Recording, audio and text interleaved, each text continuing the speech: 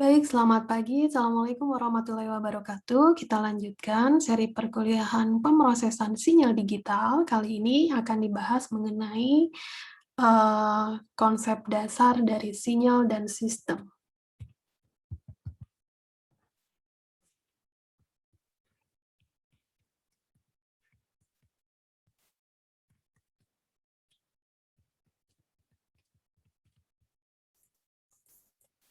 Nah, adapun yang akan kita bahas, pertama adalah masih mengenai sinyal, mulai dari definisi, klasifikasi sinyal, dan operasi sinyal. Untuk sistem akan dilanjutkan di pertemuan selanjutnya.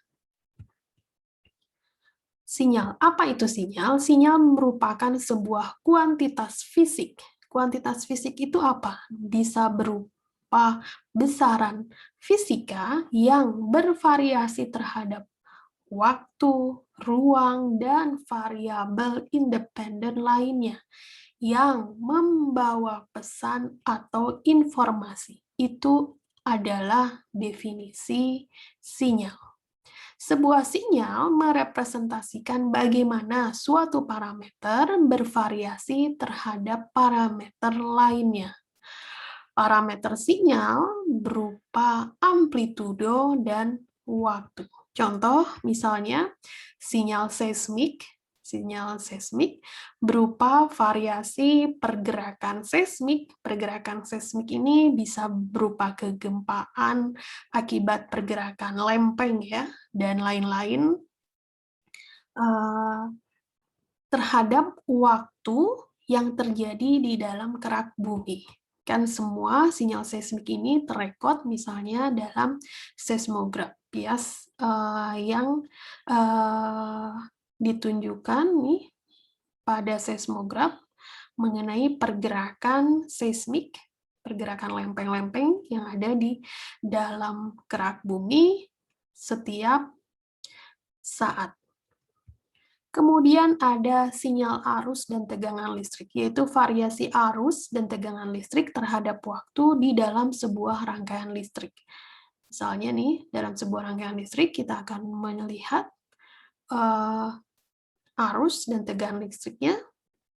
Biasanya sinyalnya bisa kita lihat dalam osiloskop. Nah, kemudian representasi sinyal. Sinyal sebagai fungsi waktu. Jadi, sinyal dapat direpresentasikan, digambarkan sebagai fungsi waktu, yaitu informasi sinyal yang bervariasi seiring perubahan waktu. Kemudian, representasi sinyal yang lainnya adalah dalam bentuk spektrum frekuensi sinyal. Nah, ini adalah contoh yang sinyal sebagai fungsi waktu. Oke.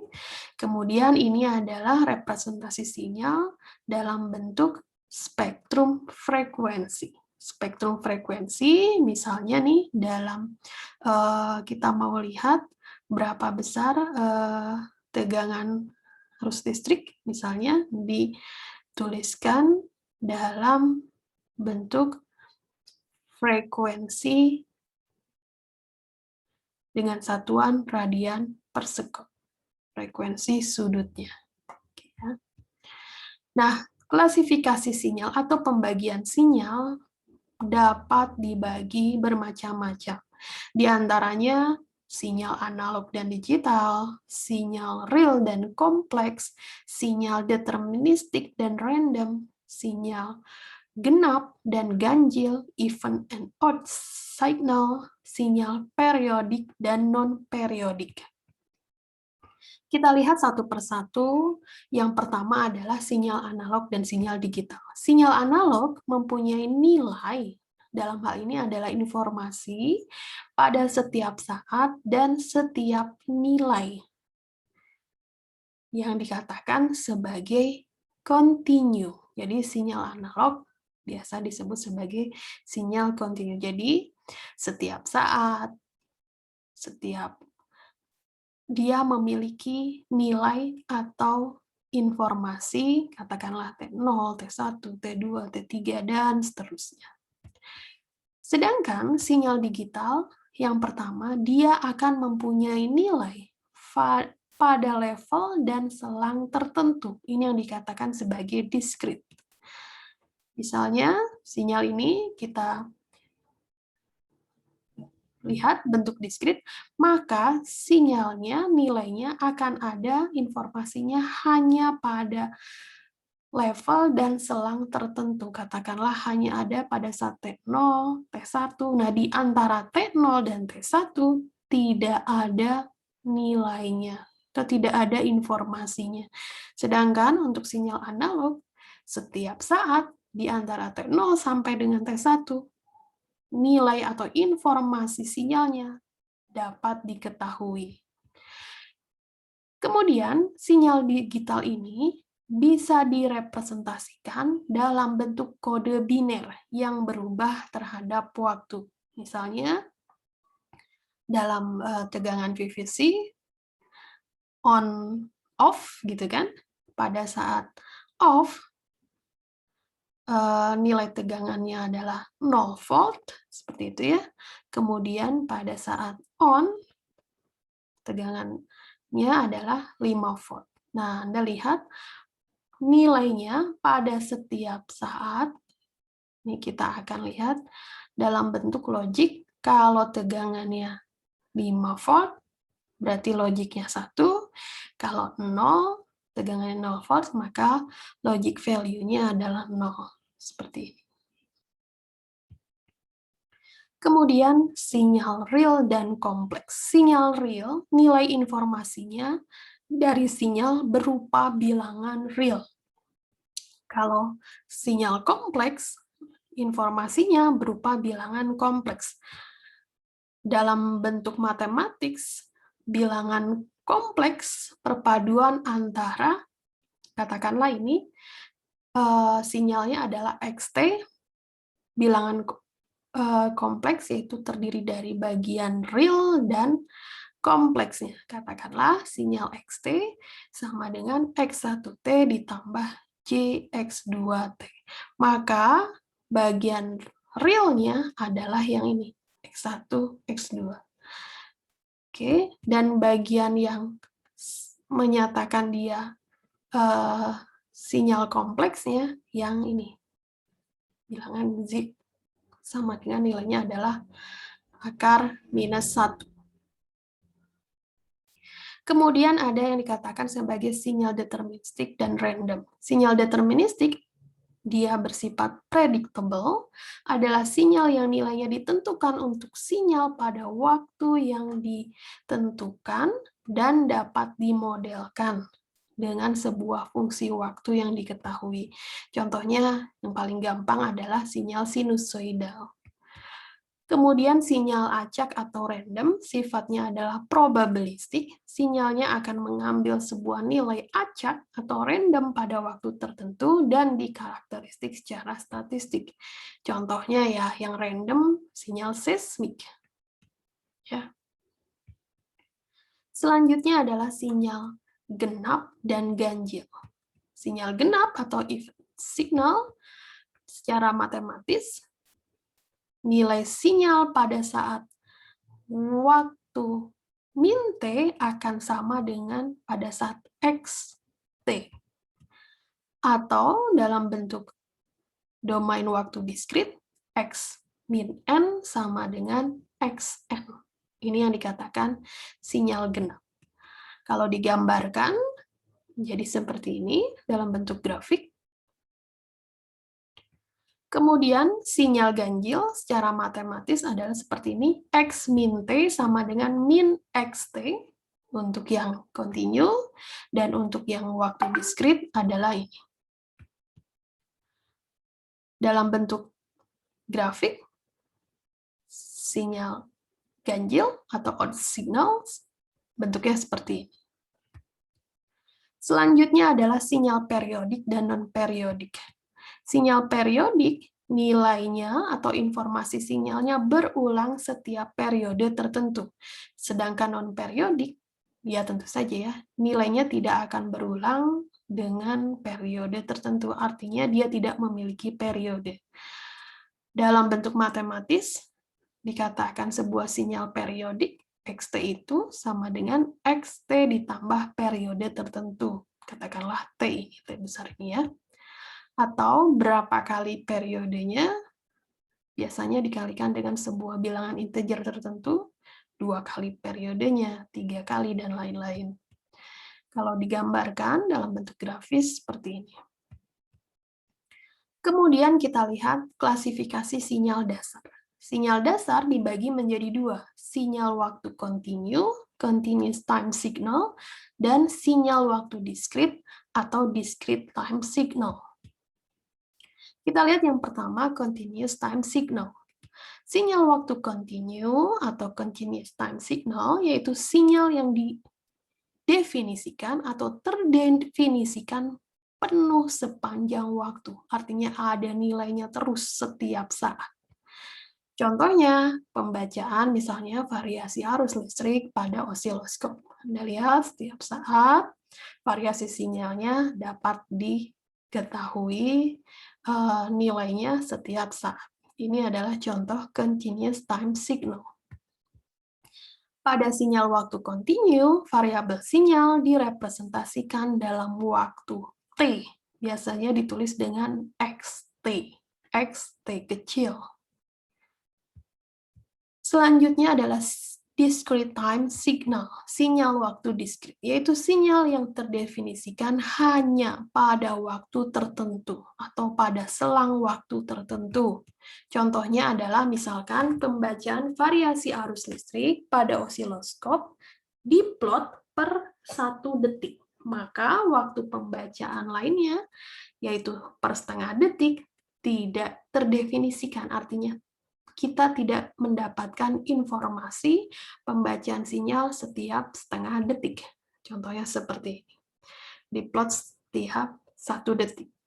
Setengah detik, seperempat detik, maka pembacaannya tidak bisa kita lihat informasinya.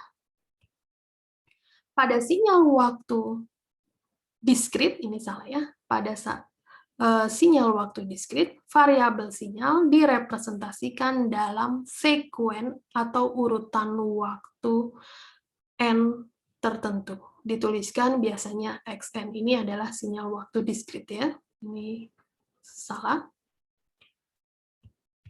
Kemudian kita lihat bagian sinyal waktu continue, ada beberapa contoh. Misalnya, sinusoidal signal, step signal, impulse signal, dan exponential signal, juga yang lainnya. Kita lihat satu persatu. Sinusoidal signal. Sinyal sinusoidal, contohnya ya sinyal sin dan cos. Ini dalam bentuk matematis, sinyal kosinus, seperti ini, xt a cos omega 0 t tambah theta. Dengan kalau kita buat dalam bentuk grafik seperti ini. Jadi ada variabel parameter amplitudo, nilai simpangan maksimum ya, simpangan terjauh, amplitudo disimbolkan dengan A, kemudian ada frekuensi sudutnya, omega 0 ini, nilainya sama dengan ini ya, omega 0 adalah periode nolnya dibagi 2V. Atau kalau di sini periodenya sama dengan 2pi per omega 0. Dan ada theta, yaitu fasenya. Sekarang kita lihat contoh lain dari continuous time signal adalah step signal. Didefinisikan secara matematis seperti ini. Unit step, UT, nilainya adalah 0 untuk T kurang dari 0, dan nilainya 1 untuk T mulai dari 0 sampai tak hingga. Jika digambarkan dalam bentuk grafis seperti ini. Sinyal step dapat dianalogikan sebagai sebuah saklar yang ditekan pada posisi on, yaitu ketika T sama dengan 0, setelah itu outputnya berada pada magnitudo konstan. Selanjutnya adalah sinyal impuls. Sinyal impuls atau dikatakan delta Dirac dianalogikan sebagai sebuah detak, misalnya detak jantung ya. Definisi secara matematisnya adalah seperti ini. Delta Dirac ya, dari time tertentu, nilainya 0 untuk T tidak sama dengan 0, dan nilainya tak hingga sama dengan T untuk T-nya sama dengan 0. Nah, tak hingga itu berapa? Nah, kita lihat nih seperti ini. Nah, jika kita tuliskan dalam bentuk integral, maka untuk nilainya, impuls itu nilainya akan sama dengan 1. Makanya kita lihat nilai impuls itu untuk T mendekati 0, gitu ya, atau T sama dengan 0, biasanya ditulis juga nilainya adalah 1. Dengan batas integralnya ini ya, minus tak hingga sampai tak hingga. Kemudian, real exponential signal. Secara matematis dituliskan seperti ini. Bentuk eksponensial E pangkat AT dikali C. Sekarang kita lihat, untuk A-nya lebih besar dari 0, maka sinyal eksponensialnya seperti ini. Oke. Kemudian, dalam bentuk domain waktu diskrit, Xn, oke, menjadi seperti ini. Nah, kalau diplot dalam grafik, bentuknya seperti ini. Kalau sinyal kompleks eksponensial, secara matematis, seperti ini, xt-nya sama dengan E pangkat I omega 0t, atau gunakan formula Euler, setara dengan cos omega 0t ditambah I sin omega 0t, jika dalam bentuk grafik diplot, bentuknya akan seperti ini. Kemudian kalau eksponensialnya E pangkat min I omega 0t, secara grafis bentuknya menjadi seperti ini. Terjadi proses pengurangan ya. Oke, selanjutnya kita lihat sinyal waktu diskrit untuk sinusoidal signal, step signal, impuls, dan eksponensial. Bisa Anda sesuaikan juga bentuknya dengan yang sinyal waktu kontinu. Kita lihat, discrete sinusoidal signal atau sinusoidalnya berupa sequence tertentu, secara matematis dituliskan seperti ini. Xn sama dengan A cos. Ini. Oke. Direpresentasikan dalam bentuk grafik seperti ini. Dengan fasenya adalah theta ya.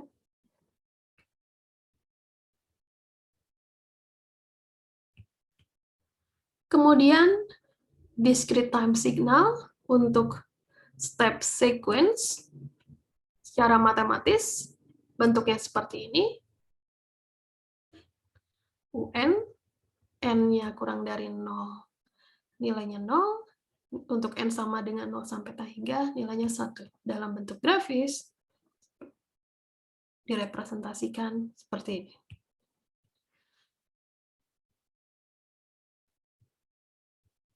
Kemudian, untuk discrete impulse signal, impulse sequence, secara matematis, nilainya adalah ini, do n, nilainya n untuk nilainya 0 untuk n tidak sama dengan 0, dan untuk n sama dengan 0, nilainya adalah 1.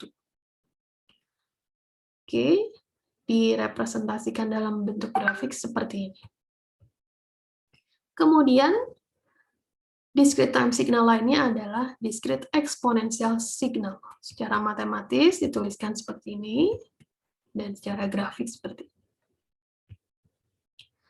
Selanjutnya, bagian terakhir adalah dari sinyal mengenai operasi sinyal. Operasi sinyal merupakan cara atau metode untuk memvariasikan parameter-parameter sinyal. Operasi dasar sinyal meliputi amplitude scaling, addition atau subtraction istilahnya, multiplication, time shifting, time scaling, time reversal. Kita lihat satu persatu amplitude scaling, yaitu mengalihkan amplitudo sinyal dengan besaran skalar tertentu. Katakanlah seperti ini, YN sama dengan A kali dengan XN. Maka, faktor pengalinya, yaitu A ini, kalau A-nya lebih besar atau sama dengan 1, bisa juga faktor pengalinya di antara 0 sampai dengan 1. Kalau lebih besar atau sama dengan 1, maka terjadi penguatan atau amplification. Kemudian kalau nilai A-nya, faktor pengalinya di antara 0 sampai 1, maka dikatakan terjadi proses attenuation atau pelemahan. Sekarang kita lihat amplitude scaling. Misalkan seperti ini, YN sama dengan XN. Maka untuk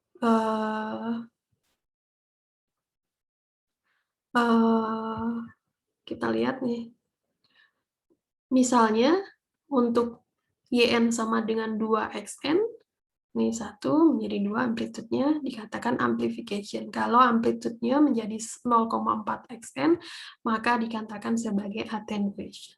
Ini contoh amplitude scaling. Kemudian addition atau subtraction, yaitu penjumlahan, bisa juga pengurangan ya, amplitude sinyal pada waktu yang sama. Ingat ya, hanya dilakukan penjumlahan atau pengurangan amplitude sinyal pada waktu yang sama. Misalkan seperti ini, YN adalah X1N, boleh dijumlahkan atau dikurangkan dengan X2N. Contohnya seperti ini, katakanlah XN-nya YN ada sama dengan XN, nilainya seperti ini, ditambah dengan 0,4 XN, maka harus dijumlahkan pada waktu yang sama. Di waktu yang sama ini. Nah, hasilnya adalah ini. Oke ya. Selanjutnya, operasi sinyal lainnya adalah multiplication, yaitu perkalian amplitude sinyal dari dua buah sinyal atau lebih di waktu yang sama. Oke, lakukan proses perkalian. Seperti ini, dikalikan dengan ini, 2XN, maka dihasilkan multiplication. Selanjutnya adalah operasi sinyal yang lainnya adalah time shifting, yaitu pergeseran waktu dari sebuah sinyal ketika di-generate atau dibangkitkan. Biasanya dituliskan seperti ini, time shifting itu bisa dituliskan ini, N digeser plus minus digeser sebanyak N0. Kalau pergeserannya seperti ini, XN minus N0, ataupun opsi yang lainnya yaitu XN plus N0. Nah, pergeseran yang minus ini disebut sebagai delay signal, yaitu sinyal dibangkitkan lebih telat dari waktu aslinya. Sedangkan plus adalah advance signal.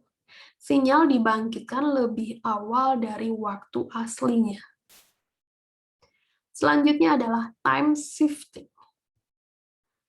Oke, misalkan seperti ini, sinyal aslinya ini, XN.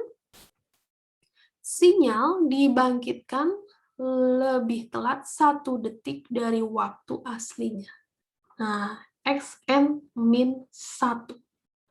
Maka dia akan bergeser, Anda lihat, pada saat lihat 0, kan sinyalnya nilainya 2, digeser lebih telat 1 detik. Maka digeser ke kanan di T sama dengan 1, nilainya 2.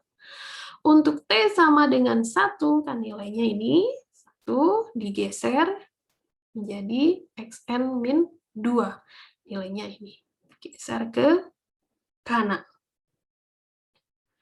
Sedangkan kalau advance, jadi sinyal dibangkitkan lebih awal 1 detik dari waktu aslinya, kalau kita gambarkan menjadi seperti ini. Pada saat T sama dengan 0, digeser ke kiri. Menjadi pada saat T minus 1, nilainya adalah 2. Dan begitu pula untuk signal yang lainnya. Ini contoh dari time shifting. bisa delay atau advance. Delay digeser ke kanan, advance digeser ke kiri. Kalau dalam bentuk grafis ya. Operasi sinyal yang lainnya adalah time scaling, yaitu penskalaan perkalian waktu dari suatu sinyal dengan nilai konstanta tertentu. Katakanlah seperti ini, perkalian waktu dari sebuah sinyal. X dari Xn dikalikan dengan sebuah nilai konstanta tertentu, waktunya adalah A, katakanlah. Anda lihat, nilai A, tentu saja ya, nilai konstantanya nilainya mutlak, positif terus, nilainya jika A-nya lebih besar dari 1, maka dikatakan proses kompresi. Sedangkan jika A-nya kurang dari 1,